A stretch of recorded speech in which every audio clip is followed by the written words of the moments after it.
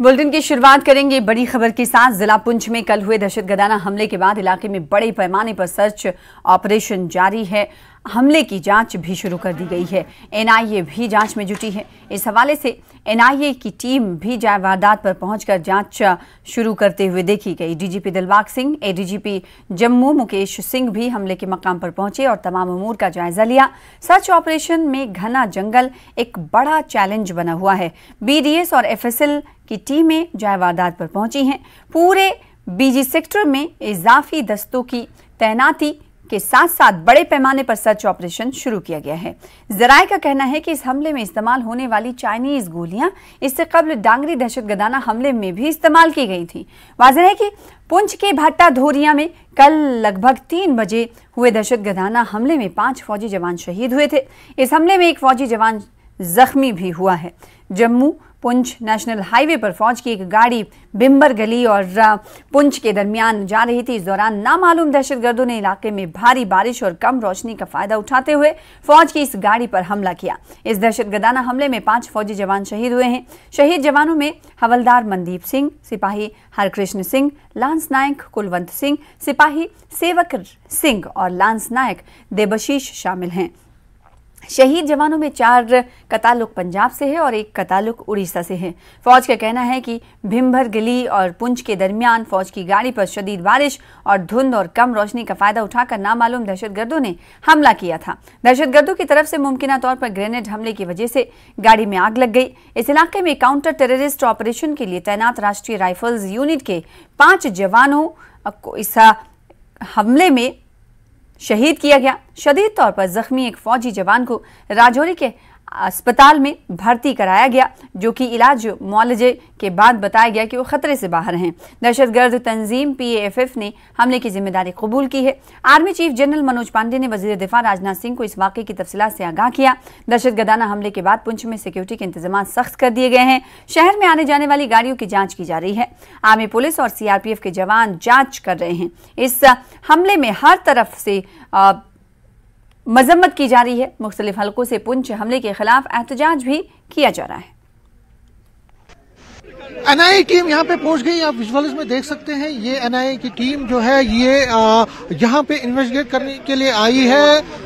Investigate करेगी ये जो कल टेरर अटैक हुआ है। ये एनआईए की टीम यहाँ पे पहुंच गई है। नेशनल इन्वेस्टिगेटिव एजेंसी की टीम आप देख सकते हैं, ये अब वहां पे जा रही है जहाँ पे कल टेरर अटैक हुआ था, क्योंकि एनआईए को इस टेरर अटैक का जिम्मा सौंपा गया है इन्वेस्टिगेशन करने का। ये सारी इन्वेस्टिगेशन को अब खंगालेगी, किस तरह से ये अटैक हुआ है, कौन कौन इसमें शामिल है, किस तरह से ये अटैक हुआ है, इस सारी चीजों को खंगाला जाएगा और देखा जाएगा एनआईए की तरफ से कि किस तरह से ये अटैक हुआ है। ये एजेंसी के जो ऑफिसर्स हैं वो यहाँ पे पहुंचे, आप देख सकते हैं। और ये लोग अब किसके साथ इसके तार जुड़े हैं। देखिए, जो अटैक हुआ है एक जबरदस्त अटैक हुआ है जिसमें कई हमारे 5 जवान शहीद हुए हैं। तो एनआईए को ये जिम्मेदारी दे दी गई है और अब एनआईए इसकी इन्वेस्टिगेशन करेगी, पूरा देखेगी कि किस तरह से अटैक हुआ है, कौन इसमें मुलविस है, कौन इसमें इन्वॉल्व है, कहां से इसके तार जुड़े हुए हैं, ये जो आतंकवादी है इन्होंने किस चीज का इस्तेमाल किया, किस तरह से अटैक किया, क्या क्या हथियार थे, इन सारी चीजों को खंगाला जाएगा। और ये बड़ी, और इसके साथ साथ आप देख सकते हैं आर्मी की टुकड़ियां भी इनके साथ स्कॉट कर रही है। तो जाहिर तौर पर जो एनआईए को अब ये जिम्मेदारी सौंपी गई है तो वो अब इस चीज को देखेगी। देखिए, डांगरी में जो अटैक हुआ था वो भी एनआईए इन्वेस्टिगेट कर रही है और ऐसा लग रहा है कि डांगरी और इसका आपस का जो लिंक है वो भी इस्टेब्लिश हो रहा है। तो इस चीज की भी परख होगी, इस चीज को भी देखा जाएगा और इसमें पाकिस्तान की कौन सी आउटफिट है, कौन सी आतंकवादी आउटफिट है, उसको भी देखा जाएगा। तो कुल मिला के एनआईए के यहाँ पहुंचने से अब इस इन्वेस्टिगेशन में तेजी आएगी और ऐसा लगता है कि बहुत जल्द ये पता चलेगा कि आखिर इस अटैक के पीछे कौन है। कैमरामैन आशु के साथ समीर भट्ट, न्यूज़ 18, बीजी सेक्टर, पुंछ। पुंछ में दहशतगर्दाना हमले की जांच में सिक्योरिटी एजेंसियां जुटी हुई हैं। मुख्तलिफ एजेंसियां तमाम पहलुओं से छानबीन कर रही हैं। इस बीच दिफाई ज़राए के हवाले से फौज और सिक्योरिटी एजेंसियों को राजौरी पुंछ सेक्टर में 6 से 7 दहशतगर्दों की मौजूदगी की खुफिया जानकारी मिली। कल जहां दहशतगर्दाना हमला किया गया उसी इलाके में उनकी मौजूदगी की इत्तला मिली थी। बताया जा रहा है इन्हीं दहशतगर्दों ने फौज की गाड़ी पर घात लगाकर हमला किया। उधर दहशतगर्दों की बड़े पैमाने पर तलाश की जा रही है। कई टीमें सर्च ऑपरेशन में सरगर्म हैं। ड्रोन और हेलीकॉप्टर की मदद ली जा रही है। हमले के पीछे पाकिस्तानी लश्कर तैयबा के मुश्तबा दहशतगर्द हो सकते हैं।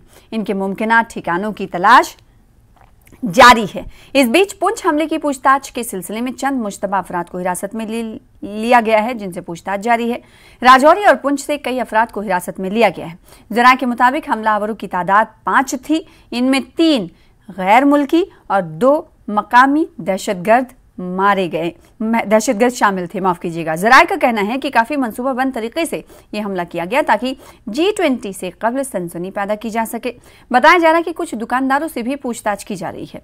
उनसे ये मालूम किया जा रहा है कि कहीं इन्होंने कोई मशकूक नकलो हरकत तो नहीं देखी थी। जराये का कहना है कि IED हमला नहीं था, बल्कि मुतादिद सिमतों से गाड़ी पर फायरिंग करने वाले दहशतगर्दों ने दस्ती बम, हैंड ग्रेनेड और मौके से फरार होने से कबल ट्रक को आग लगा दिया। हैंड ग्रेनेड ट्रक पर फेंका। इम्कान जाहिर किया जा रहा है कि दहशतगर्दों का ये ग्रुप कश्मीर की तरफ से आया था और हमला करने के बाद वहां से वापस वादी चला गया। इसीलिए इलाके में कोई निशान बाकी नहीं रहा। वादी में दहशतगर्दों के खिलाफ सख्त क्रैकडाउन की वजह से दहशतगर्दों को वादी में हमले करने में मुश्किल पेश आ रही है। जराये के मुताबिक इसलिए इन्होंने इन हमलों को अंजाम देने और दोबारा भागने के लिए जम्मू के इलाके तक पहुंचने के लिए जंगल के रास्ते का इंतखाब किया। शुबा जाहिर किया जा रहा है कि पुंछ और राजौरी में इन दहशतगर्दों को कुछ मकामी लोगों की हिमायत हासिल की गई है और इस मामले में मुतादिद एजेंसियां तहकीकात कर रही हैं। वाज़ेह है कि पुंछ और राजौरी में पिछले दहशतगर्दाना हमलों की तहकीकात में कोई खास पेशरफ्त नहीं हुई है। ये इस बात की जानिब इशारा कर रही है कि दहशतगर्द कश्मीर से जंगलों के रास्ते आते हैं और हमला करके वापस चले जाते हैं।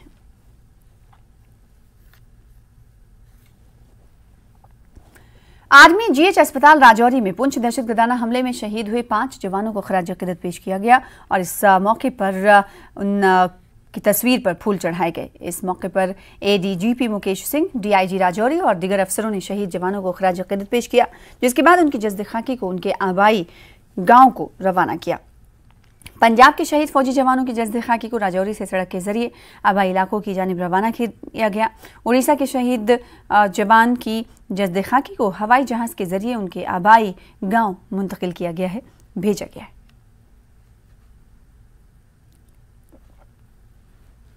पुंछ दहशतगर्दाना हमले पर सियासी बयानबाजी भी शुरू हो गई है। नेशनल कॉन्फ्रेंस के सदर डॉक्टर फारूक अब्दुल्ला ने पुंछ दहशतगर्दाना हमले से मुतालिक किए गए एक सवाल के जवाब में कहा कि यह हमला बॉर्डर के करीब हुआ है और ये सिक्योरिटी एजेंसियों की बहुत बड़ी चूक है। उन्होंने कहा कि सरकार के मुताबिक जम्मू कश्मीर में हालात साजगार हैं। अगर हालात बेहतर हैं तो जल्द अज जल्द इंतखाबात कराए जाने चाहिए।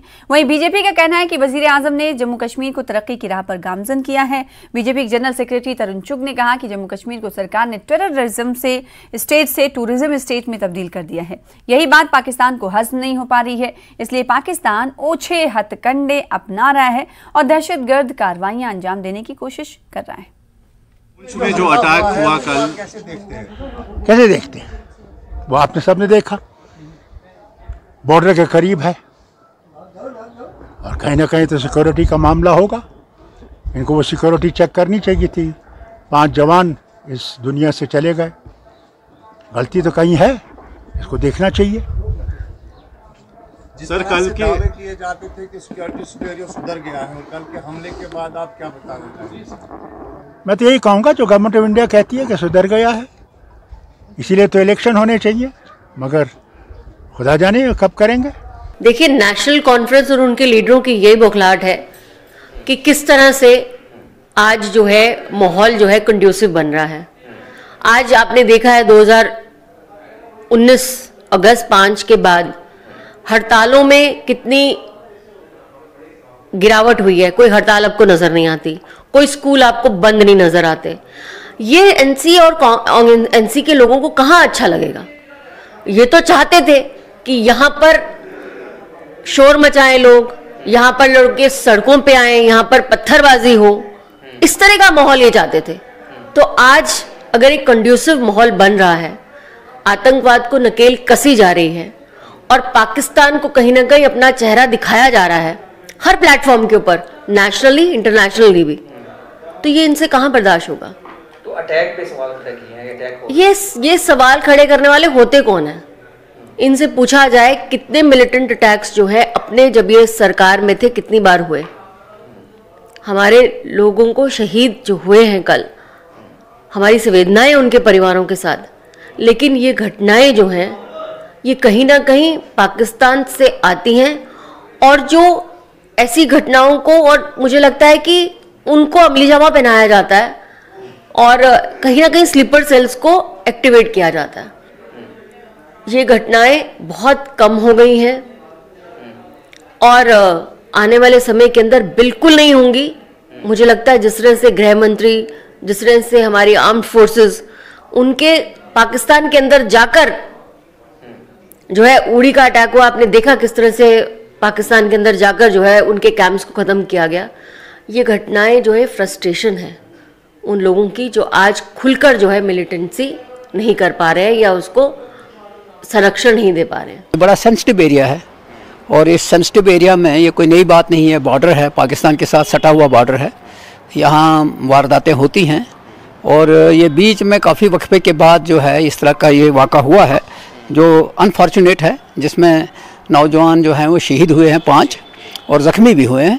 लेकिन ये कंसर्न है कि ये क्या वजह हुई है, या कहा तो ये जा रहा है कि everything is okay, everything is hanky डोरी। तो अब ये अगर ये हुआ है तो ये कंसर्न हर एक आदमी के लिए है जो ये समझ रहा है कि भाई हमें किस तरह ये सिस्टम को चलाना है और ये जो वाक़ात होते हैं इन वाक़ात को कैसे रोका जाए। तो आप कहीं ना कहीं सिक्योरिटी पे वाले निशान लगा रहे हैं, कहीं ना कहीं गैप है, कहीं ना कहीं मुझे लगता है कि जो एजेंसियां काम करती हैं कि अगर वाकई ही ये अटैक है तो बड़ा सीरियस कंसर्न है कि 5 जवान जो हैं वो आर्मी की गाड़ी जला दी और पता नहीं लगा, तो फिर ये जो है ये कैसे पॉसिबल हुआ। हाँ, ये हो सकता है कि G20 आने वाले दिनों में हो सकता है, क्योंकि कभी ये जो इंटरनेशनल इवेंट होते हैं उसको लेके, लेकिन हमको उसी तरह से सतर्क तो रहना है ना, हमको अपने आप में सतर्क रहना है कि ऐसा हो सकता है। तो कहीं ना कहीं हमसे चूक हो गई है। जम्मू कश्मीर को प्रधानमंत्री श्री नरेंद्र मोदी जी ने विकास पथ पर चला दिया है, यहाँ शांति बहाली की है, आतंकवादियों को भी कम किया है और आतंकवादियों की आयु को भी कम किया है। जिस जम्मू कश्मीर को ISI और कुछ लोगों ने मिलकर एक टेररिज्म कैपिटल बना दिया था, मोदी जी ने उसे टूरिज्म कैपिटल बना दिया है। उससे बुखलाकर लगातार अपने षड्यंत्रों से निष्फल होते देखकर घबराहट व बौखलाहट में ISI ऐसी घटनाएं कर रही है, लेकिन उनके षड्यंत्र सफल नहीं होंगे। एक भी षड्यंत्र सफल नहीं हुआ है और ना ही होगा। दोषी बख्शे नहीं जाएंगे, किसी भी दोषी को छोड़ा नहीं जाएगा। देश अपनी सुरक्षा करना जानता है। ये उसकी घबराहट है, बौखलाहट है, कुंठा है। लगातार असफलता से ये कुंठित एजेंसियां ऐसी घटनाएं कर रही हैं, बख्शे नहीं जाएंगे। एक विकास की राह पर, शांति की राह पर, लोकतंत्र की राह पर जम्मू कश्मीर बढ़ चुका है। अब ISI का षड्यंत्र कामयाब नहीं होगा। उधर भारतीय जनता युवा मोर्चा ने जम्मू में बीजेपी के पुराने दफ्तर के बाहर काची चावनी में एक एहतजाजी मुजाहिरा किया। यह एहतजाज गुज़िश्ता रोज़ हुए दहशतगर्दाना हमले के खिलाफ किया गया। मुजाहिरीन ने पाकिस्तान का पुतला नजरातिश किया और हुकूमत पाकिस्तान और दहशतगर्दों के खिलाफ नारे लगाए जो भारत के अमन को ख़राब करने के लिए सरहद पार से कार्रवाइयाँ कर रहे हैं।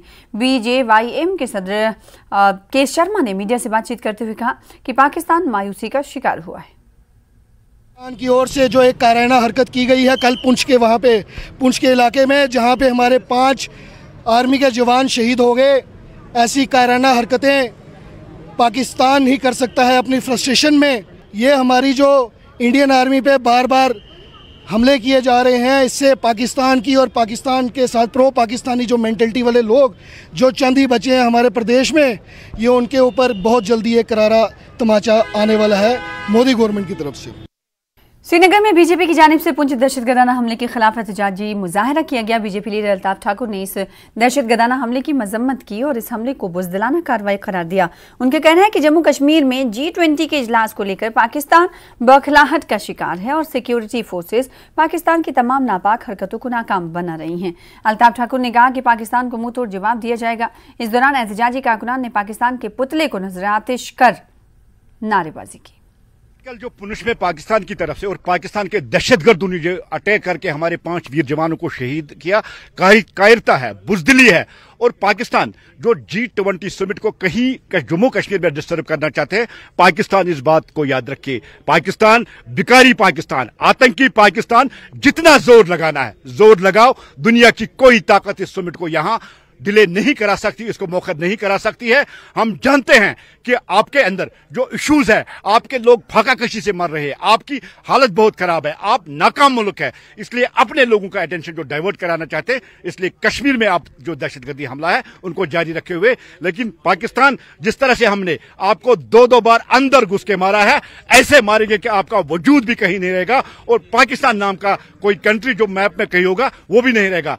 आपने जो दहशतगर्दाना कार्रवाई कल की है, इसकी हम भारतीय जनता पार्टी कश्मीर कड़े लफ्जों में मजम्मत करती है और पाकिस्तान को यह पैगाम देती है। पाकिस्तान वो दिन नजदीक है जब आपको हम सपा हस्ती से मिटाकर दुनिया को यह मैसेज देंगे कि टेररिज्म किसी भी हालत में बर्दाश्त नहीं किया जाएगा। और नए हिंदुस्तान में जो नए हिंदुस्तान है, जहां आप देखेंगे जिस तरह से हम आपको गोली का जवाब गोला से देते हैं, आपने 5 जवानों को शहीद किया है, 500 जवान आपको देने पड़ेंगे, तब भी हम आपको बख्शेंगे नहीं। उधर पुलिस की एक टीम ने करना कुपवाड़ा में साधना टॉप से 300 से ज्यादा मुसाफिरों को रेस्क्यू करने में कामयाबी हासिल की है। साधना टॉप पर ये मुसाफिर और 60 गाड़ियां फंस गई थीं। इसकी खबर मिलते ही SHO करना मुदस्सिर अहमद की क़यादत में पुलिस की टीम ने रेस्क्यू ऑपरेशन शुरू किया। पुलिस की बरवक्त कार्रवाई से न सिर्फ आम शहरियों की जान बचाई गई, बल्कि इन्हें बाहिफाजत अपनी अपनी जगहों तक पहुंचाया गया। इन लोगों ने पुलिस की सताइश की। उन्होंने कहा कि पुलिस जवानों ने अपनी जान खतरे में डालकर फंसे हुए अफराद को बचाया है। एक मकामी शख्स ने बताया कि वो पुलिस की शुक्रगुजार हैं जो हमेशा उनकी मदद के लिए सामने आ जाती है। साधना पास एक पहाड़ है जो कुपवाड़ा जिले की करना तहसील को बाकी जम्मू कश्मीर से मिलाता है। ये शमसाबारी के वसी पहाड़ी सिलसिले में वाक़ है। यहाँ करना के लोगों के महफूज सफ़र के लिए एक टनल की ज़रूरत है। फिलहाल इसी के साथ रुकेंगे छोटे से ब्रेक के लिए, कुछ और खबरों के साथ जल्द लौटेंगे। खबर किन्नौर से, जहां बर्फबारी और बारिश का दौर जारी, इसके चलते जिले में शीतलहर बढ़ गई है। जानकारी के अनुसार पांगीनाला नेसंग झूले के पास राष्ट्रीय उच्च मार्ग 5 अवरुद्ध हुआ। हमीरपुर के राजकीय हाई स्कूल स्वाहल के 9वीं कक्षा में पढ़ने वाले छात्र ने सोलर लंच बॉक्स पर निबंध लिखा है और सोलर लंच बॉक्स को अव्वल स्थान मिला है। इसके चलते अब राज्य स्तरीय science, mathematics and environment exhibition के लिए भी चयन किया गया, जो कि सोलन में 26 अप्रैल को होगा। हमीरपुर में 156 करोड़ की लागत से विद्युत सेवाओं को चाक-चौबंद किया जाएगा, जिसको लेकर लगभग 156 करोड़ रुपए की बड़ी कार्य योजना तैयार। किन्नौर में पिछले 2 दिन से रुक रुक कर ऊंचाई वाले क्षेत्रों में बर्फबारी और निचले क्षेत्रों में बारिश का सिलसिला जारी। इसके चलते तापमान में भारी गिरावट। प्रशासन ने बारिश और बर्फबारी को देखते हुए स्थानीय लोगों, पर्यटकों और ट्रैकरों से अनावश्यक ऊंचाई वाले क्षेत्रों में न जाने की अपील की।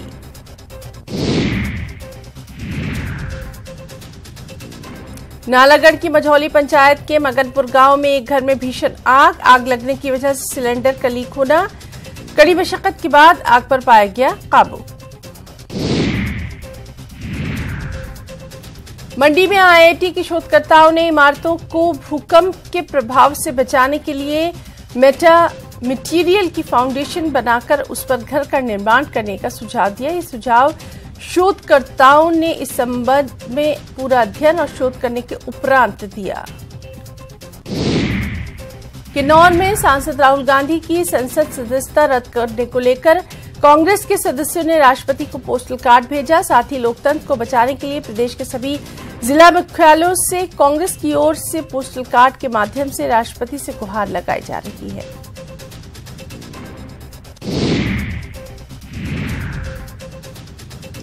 ऊना के रामपुर में नई अनाज मंडी को शुरू कर दिया गया है। नवनिर्मित अनाज मंडी में विधिवत किसानों से गेहूं खरीद का काम शुरू।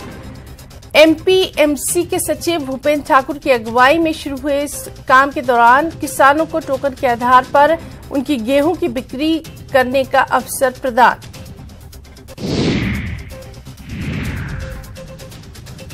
कुल्लू में जिला कांग्रेस कमेटी ने केंद्र सरकार के खिलाफ सत्याग्रह आंदोलन शुरू किया। ये सत्याग्रह राहुल गांधी की संसद सदस्यता रद्द करने के खिलाफ।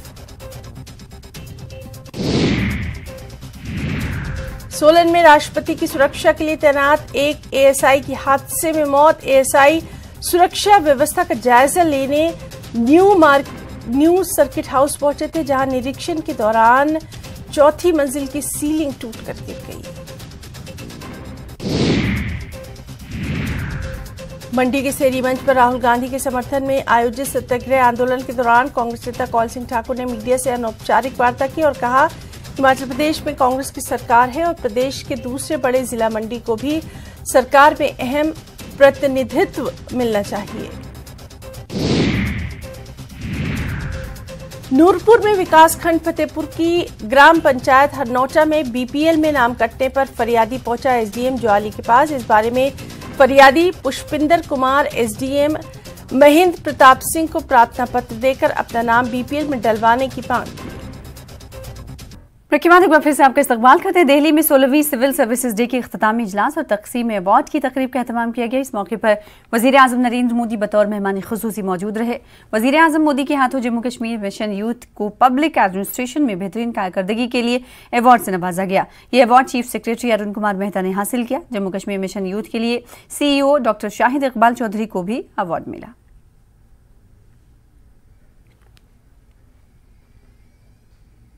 वहीं दिल्ली में 16वीं सिविल सर्विसेज डे के इख्तितामी इजलास और तकसीम अवार्ड की तकरीब का एहतमाम किया गया। इस मौके पर पीएम मोदी बतौर मेहमान खुसूसी मौजूद रहे। वजीर आजम मोदी के हाथों ही पब्लिक एडमिनिस्ट्रेशन में टीम बारामुल्ला को इस एस्पिरेशनल डिस्ट्रिक्ट प्रोग्राम में बेहतरीन कारकर्दगी के लिए अवार्ड से नवाजा गया। District development commissioner Baramulla doctor Sehrish Asghar ने इस अवार्ड को हासिल किया।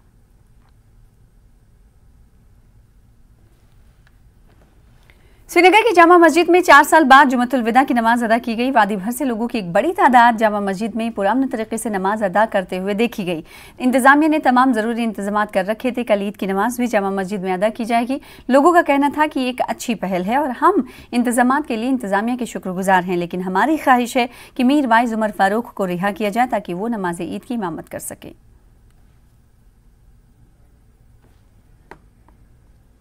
4 साल बाद नमाज अदा हुई है जुम्मतुल विदा की और कल यहाँ पे ईद की नमाज भी अदा की जाएगी 9 बजे। कैसा लग रहा है? इंशाल्लाह हम खुश हैं कि आज यहाँ पे नमाज हमने अदा की। तो मैं अपील करूँगा यहाँ के गवर्नमेंट से कि कल यहाँ पे ईद उल फितर की नमाज सुबह 9 बजे इंशाल्लाह होगी। तो मैं अपील करूँगा यहाँ की इंतज़ामिया से कि वो खुश हम रहेंगे ज़्यादा ही कल अगर वो कल मीर वाइज की नज़रबंदी ख़त्म करेंगे और कल उन्हें यहाँ जामिया मस्जिद में ईद की नमाज अदा करने दें। हमारी यही अपील है यहाँ की इंतज़ामिया से। बाकी हम खुश हैं, आज नमाज हमने पढ़ी 4 साल के बाद। मैं गवर्नमेंट से गुजारिश करता हूँ कि वो मीर वाइज साहब को कल रिहा करें। First of all, I am thankful for administration who has just allowed the Friday prayers today after a certain amount of like this much amount of time.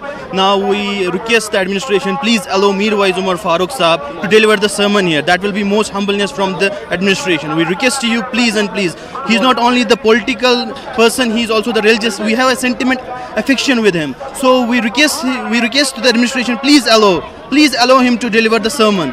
इस वक्त हम श्रीनगर की जामा मस्जिद में खड़े हैं जहाँ पे 4 साल बाद आज जुम्मतुल विदा की नमाज अदा की गई। लोग गांव शहर से आए, काफ़ी भीड़ उमड़ी हुई थी और पूरा मन सब ने अपनी नमाज अदा की और जुम्मतुल विदा के साथ रमज़ान को भी अलविदा कर दिया। कल सुबह 9 बजे जामिया मस्जिद में 4 साल बाद फिर से अजान सुनाई देगी और वो ईद की अजान होगी। उम्मीद करते हैं कि ये ईद जो है ये शांति और पुरअमन का पैगाम लेके आए। जहांगीर अजीज़ के साथ मैं सरोज कफील।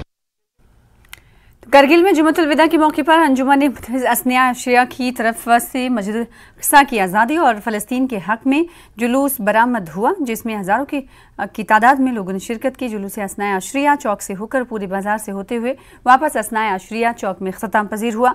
जुलूस फ़लस्तीन की आज़ादी और इजहार यकजहती के लिए निकाला गया। बिस्मिल्लाहिर्रहमानिर्रहीम।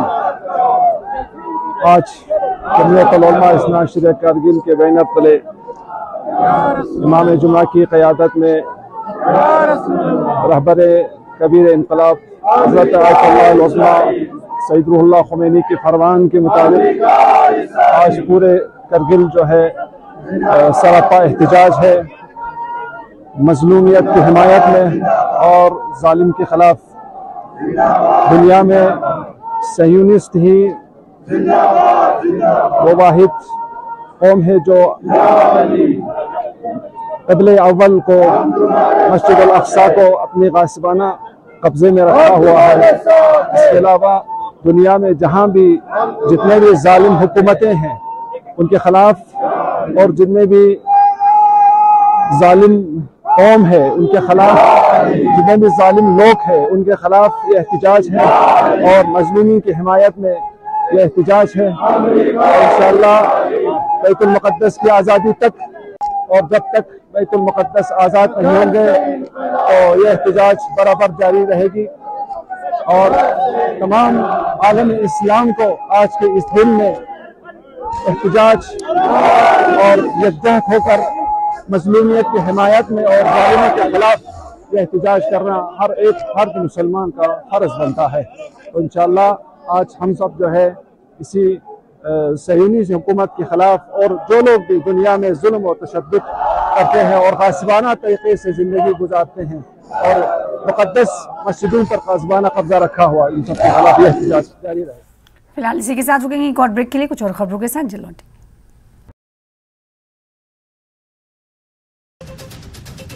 खबर किन्नौर से, जहां बर्फबारी और बारिश का दौर जारी, इसके चलते जिले में शीतलहर बढ़ गई है। जानकारी के अनुसार पांगी नाला नेसंग झूले के पास राष्ट्रीय उच्च मार्ग 5 अवरुद्ध हुआ। हमीरपुर के राजकीय हाई स्कूल स्वाहल के 9वीं कक्षा में पढ़ने वाले छात्र ने सोलर लंच बॉक्स पर निबंध लिखा है और सोलर लंच बॉक्स को अव्वल स्थान मिला है। इसके चलते अब राज्य स्तरीय science, mathematics and environment exhibition के लिए भी चयन किया गया, जो कि सोलन में 26 अप्रैल को होगा।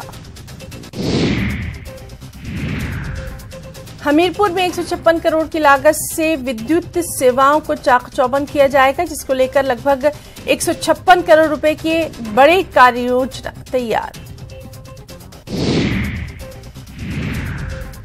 किन्नौर में पिछले 2 दिन से रुक रुक कर ऊंचाई वाले क्षेत्रों में बर्फबारी और निचले क्षेत्रों में बारिश का सिलसिला जारी। इसके चलते तापमान में भारी गिरावट। प्रशासन ने बारिश और बर्फबारी को देखते हुए स्थानीय लोगों, पर्यटकों और ट्रैकरों से अनावश्यक ऊंचाई वाले क्षेत्रों में न जाने की अपील की।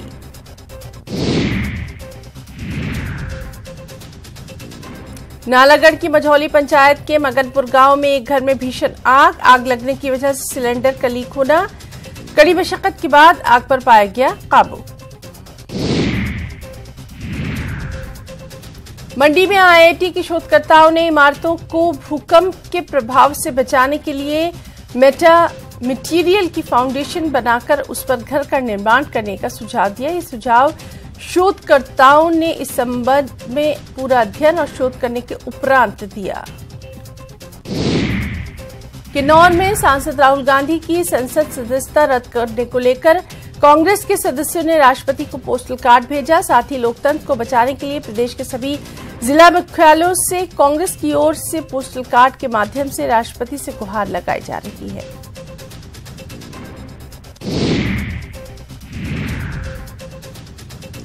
ऊना के रामपुर में नई अनाज मंडी को शुरू कर दिया गया है। नवनिर्मित अनाज मंडी में विधिवत किसानों से गेहूं खरीद का काम शुरू। एमपीएमसी के सचिव भूपेंद्र ठाकुर की अगुवाई में शुरू हुए इस काम के दौरान किसानों को टोकन के आधार पर उनकी गेहूं की बिक्री करने का अवसर प्रदान।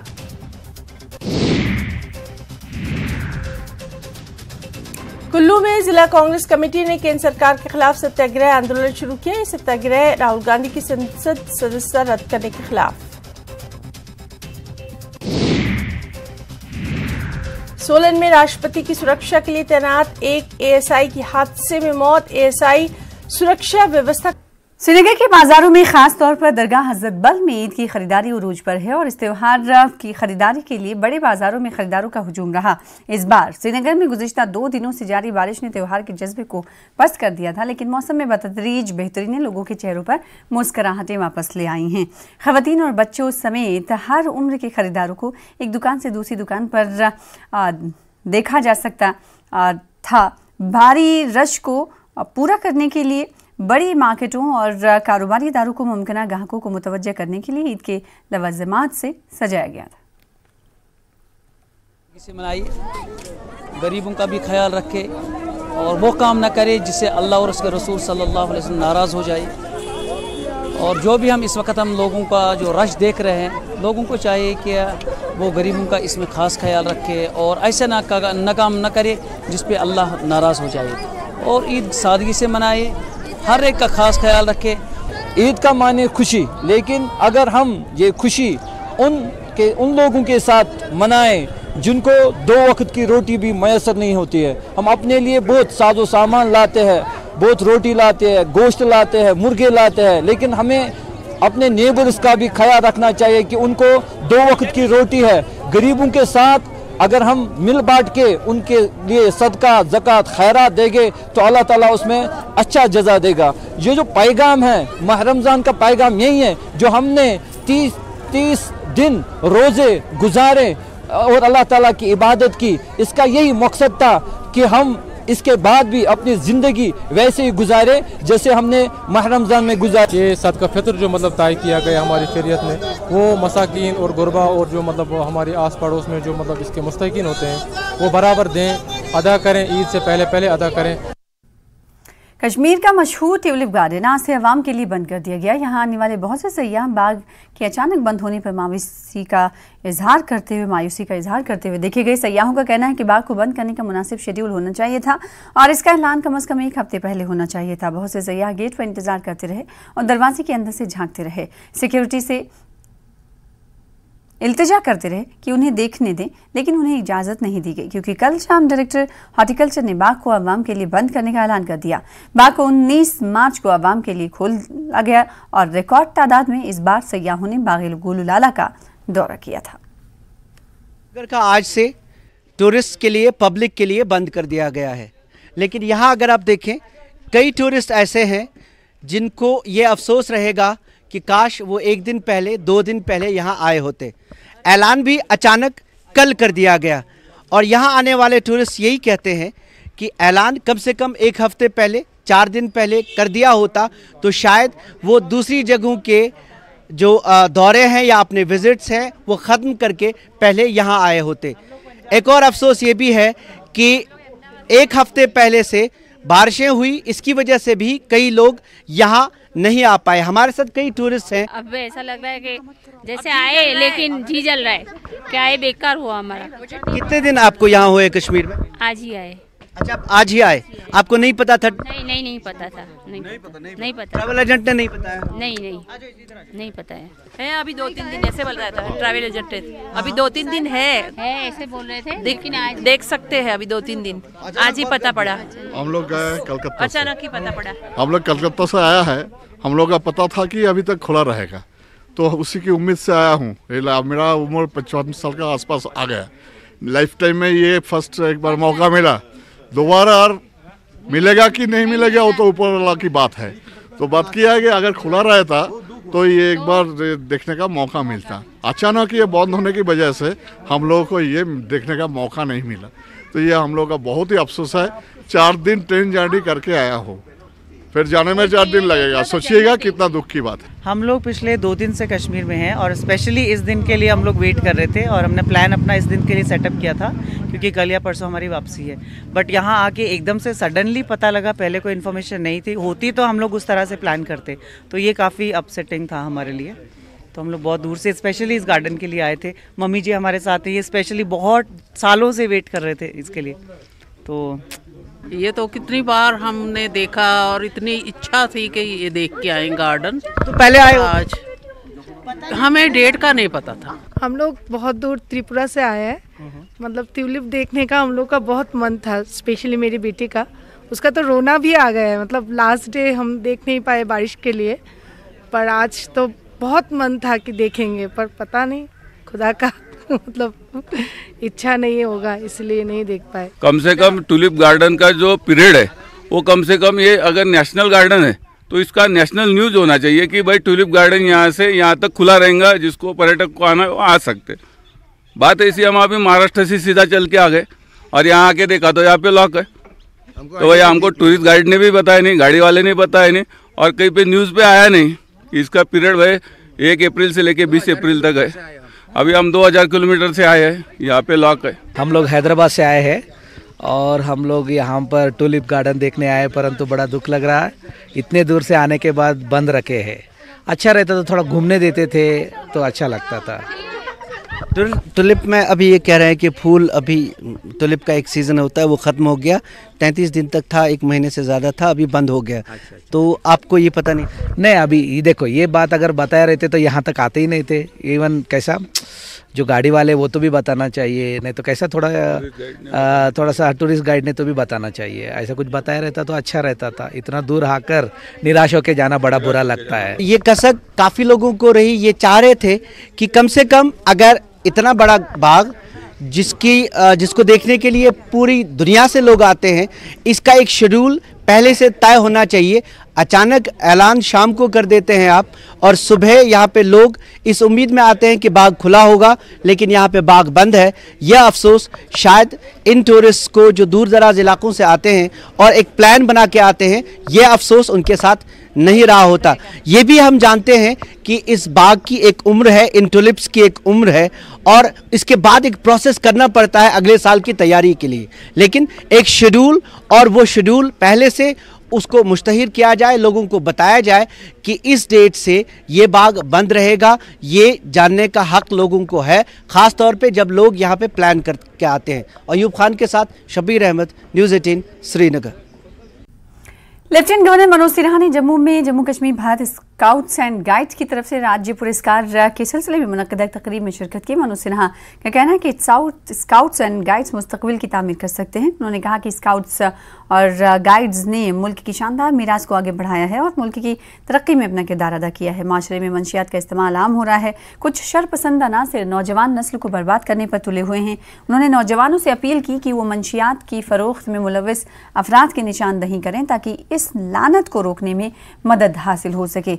लेफ्टिनेंट गवर्नर का कहना है कि नौजवानों ने मुल्क के लिए बहुत कुछ दिया है। आज नौजवान कौम की तामीर के हवाले से अपने फराइज से वाकिफ हैं, वहीं scouts and guides self building के लिए बेहतरीन प्लेटफॉर्म मुहैया करते हैं। मैं अभिनंदन करता हूं, उन्हें हृदय से बहुत बहुत बधाई देता हूं। जिन लोगों ने उन्हें ट्रेन किया है उनके प्रति भी कृतज्ञता ज्ञापित करता हूं। स्काउट्स एंड गाइड्स नेतृत्व, कर्तव्य, साहस और सेवा का प्रतीक है, और एक ऐसा प्लेटफॉर्म यह है, या मैं कहूं कि ऐसे प्लेटफॉर्म के रूप में विकसित हुआ है जो समाज के कल के भविष्य का निर्माण कर सकता है।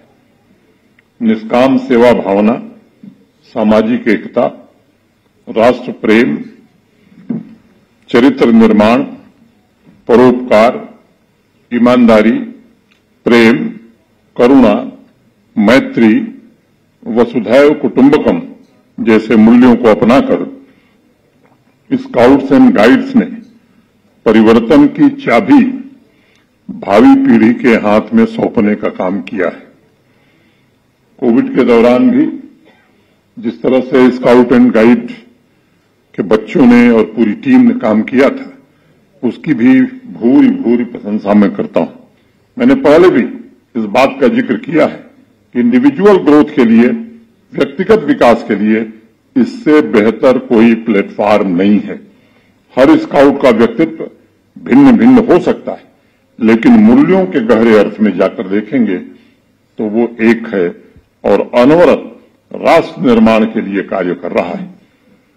और मैं मानता हूं इन्हीं मूल्यों की वजह से विद्यार्थियों के भीतर नए शोध, नए रिसर्च, नए इनोवेशन और नई जिज्ञासा उत्पन्न हो रही है, जो वास्तविक रूप से संसार की समृद्धि के नींव के रूप में काम कर रही है। और इस वक्त की बड़ी खबर आ रही है जिसका रुख कर लेते हैं। चिनाब पावर प्रोजेक्ट में रिश्वत की पेशकश के मामले से जुड़ी हुई बड़ी खबर है।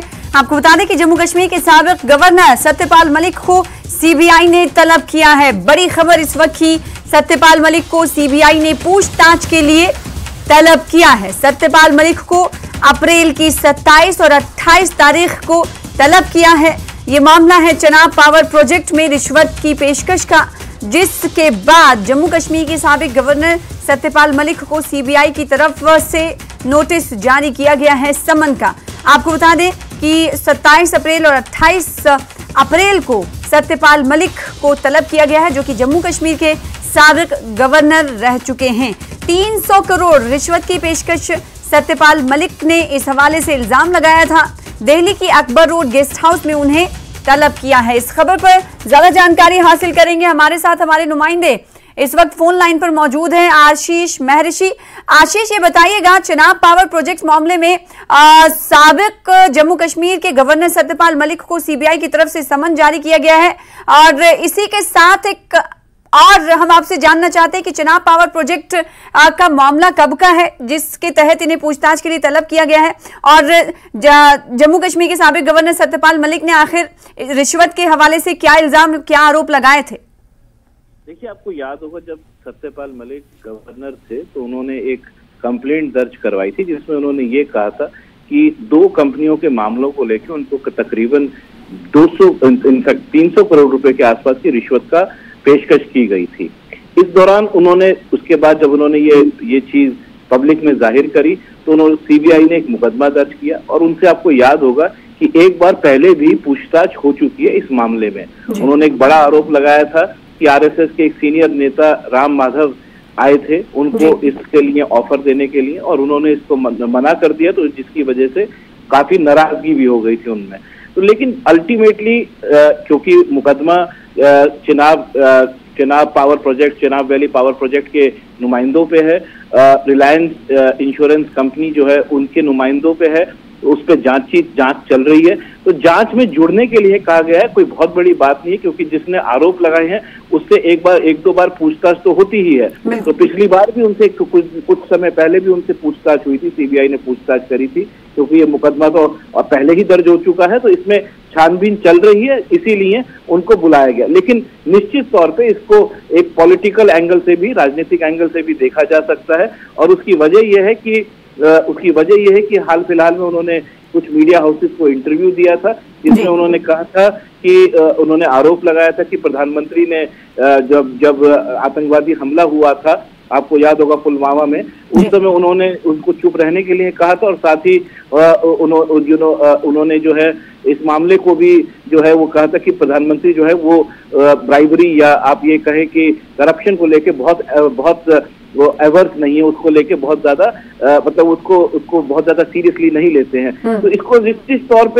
पे राजनीतिक एंगल से भी देखा जा सकता है, लेकिन ये क्योंकि पुराना मामला है और उसको 2+2 करके देखा जा रहा है, लेकिन निश्चित तौर पे उसमें सत्यपाल मलिक के ऊपर कोई भी मुकदमा नहीं है, उनके सिर्फ आरोप हैं, इसीलिए उनको पूछताछ के लिए समन भेजा गया। एक बार फिर से, जैसा कि आशीष ने बताया कि इससे पहले भी उनसे पूछताछ इस मामले में हो चुकी है। चिनाब वैली पावर प्रोजेक्ट की रिश्वत की पेशकश से जुड़ा हुआ मामला है, लेकिन इसके टाइमिंग पर सवाल खड़े होंगे, जैसा कि आशीष महर्षि अब से कुछ देर पहले कह रहे थे कि इसका राजनीतिक पॉलिटिकल एंगल भी निकाला जाएगा। बहुत शुक्रिया हमारे साथ जुड़ने के लिए, इस खबर पर ज्यादा जानकारी देने के लिए। फिलहाल इसी के साथ छोटे से ब्रेक के लिए रुकेंगे, ब्रेक के बाद कुछ और खबरों के साथ जल्द लौटेंगे।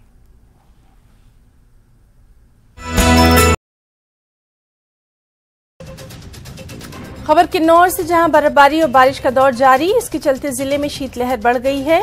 जानकारी के अनुसार पांगी नाला नेसंग झूले के पास राष्ट्रीय उच्च मार्ग 5 अवरुद्ध हुआ।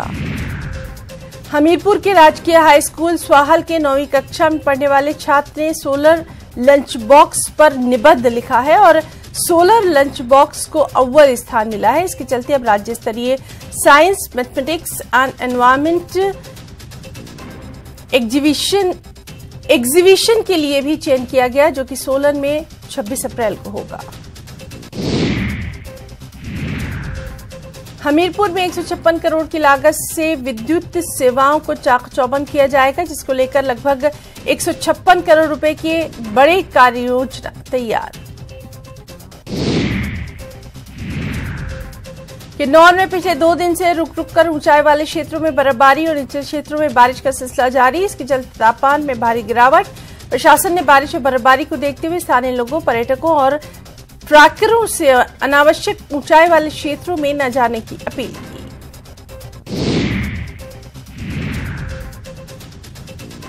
नालागढ़ की मझौली पंचायत के मगनपुर गांव में एक घर में भीषण आग लगने की वजह से सिलेंडर का लीक होना। कड़ी मशक्कत के बाद आग पर पाया गया काबू। मंडी में आईआईटी के शोधकर्ताओं ने इमारतों को भूकंप के प्रभाव से बचाने के लिए मटेरियल की फाउंडेशन बनाकर उस पर घर का निर्माण करने का सुझाव दिया। ये सुझाव शोधकर्ताओं ने इस संबंध में पूरा अध्ययन और शोध करने के उपरांत दिया। किन्नौर में सांसद राहुल गांधी की संसद सदस्यता रद्द करने को लेकर कांग्रेस के सदस्यों ने राष्ट्रपति को पोस्टल कार्ड भेजा। साथ ही लोकतंत्र को बचाने के लिए प्रदेश के सभी जिला मुख्यालयों से कांग्रेस की ओर से पोस्टल कार्ड के माध्यम से राष्ट्रपति से गुहार लगाई जा रही है।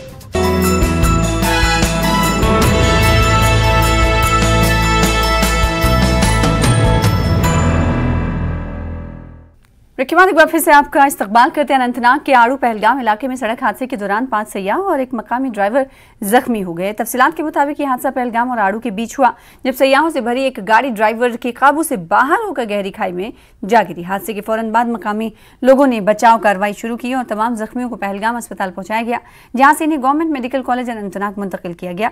अगरचे कुछ सयाह शदीद तौर पर जख्मी हैं, ताहम डॉक्टरों ने इन्हें खतरे से बाहर करार दिया है। लोगों के मुताबिक पहलगाम आड़ू सड़क की खस्ता हालत की वजह से इस तरह के हादसा रोनुमा हो रहे हैं।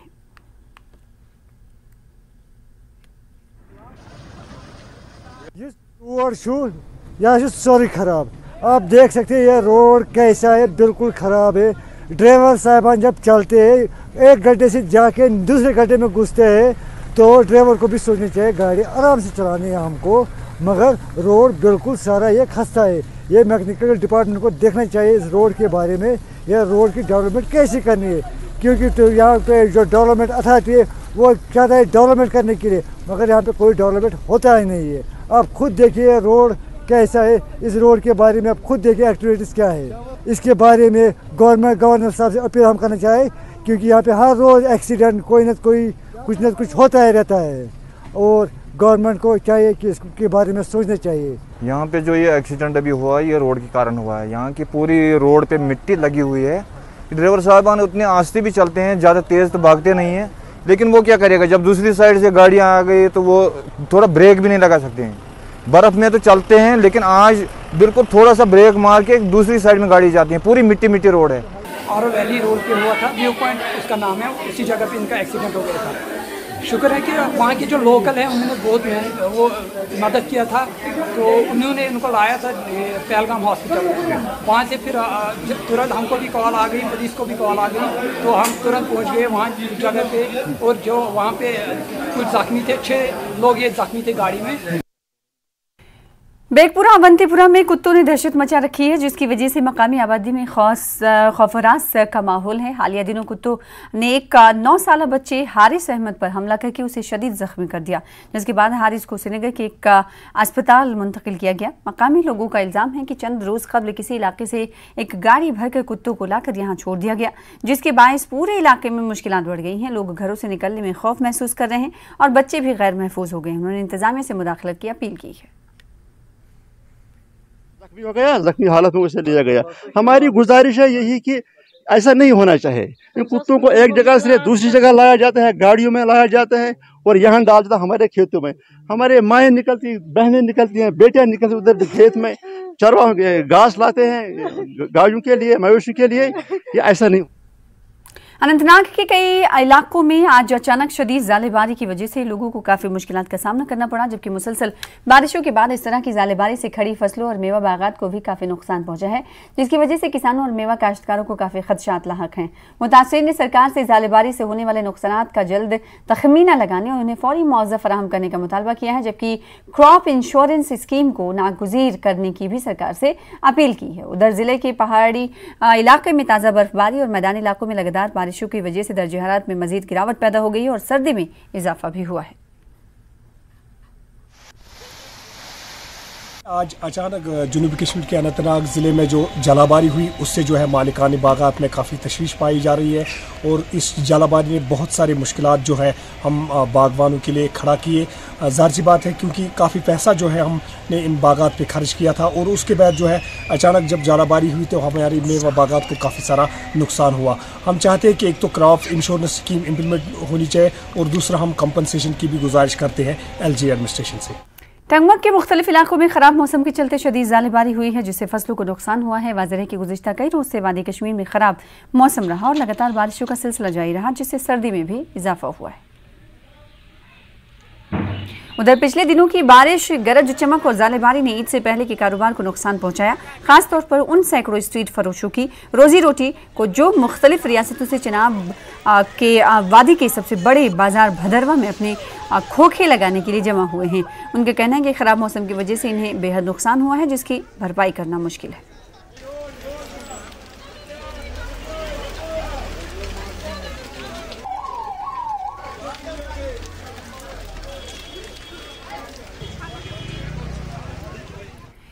ईद के मौके पर मुंबई का मुस्लिम समाज अपनी तरह से और वज़ीर-ए-आज़म नरेंद्र मोदी का शुक्रिया अदा कर रहा है। वज़ीर-ए-आज़म को 11 लाख पोस्ट कार्ड ईद के दिन हर साल किए जाएंगे। इतनी बड़ी तादाद में पोस्ट कार्ड भेजने का मकसद क्या है, इस बारे में बीजेपी लीडर हाजी अरफात से बातचीत की है हमारे नुमाइंदे ने। चीख चीख के जब पुकार के हम कहते हैं कि ये बुरा हुआ, तो अच्छाई भी अपने को बहुत अच्छे तरीके से, अच्छे अंदाज से कहनी चाहिए, बतानी चाहिए। ये दुनिया को बताने का काम है।